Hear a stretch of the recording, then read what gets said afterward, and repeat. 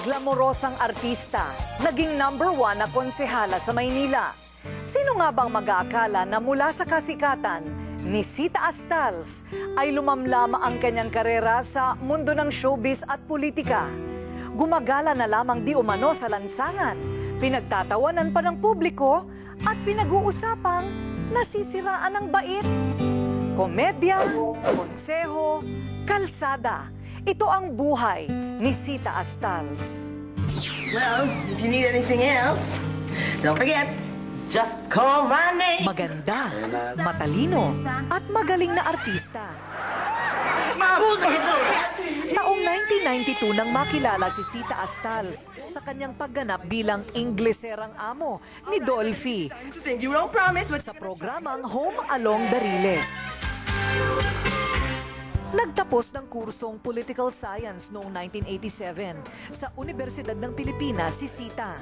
Bilang kaparte ng sikat na programang Home Along the Riles sa Channel 2 na namayagpag lang naman ng 11 taon, ay sapat na daw ito upang makilala ang artistang si Sita Astals ng publiko.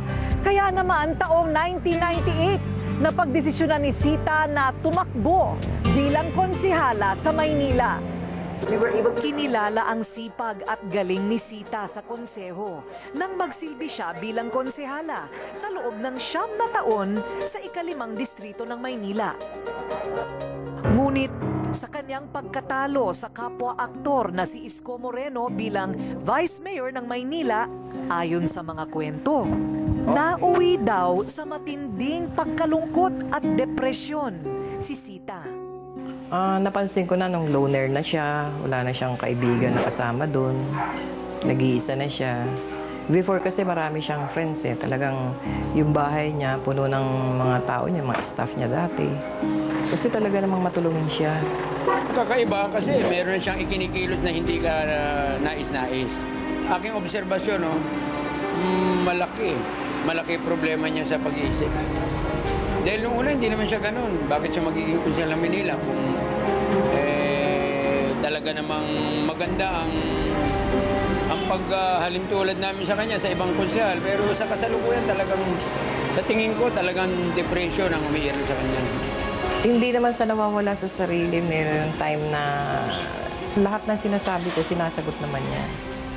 At ang sabi niya sa akin lalo, don't worry, friend, I'm okay. Ipausap siya sarili niya, tumatawa. Kung paniniwalaan ng mga taong nakakakita sa kanya, nasiraan na raw ng bait ang dating aktres at politiko na si Sita Astals. Ngunit, nasaan na nga ba si Sita?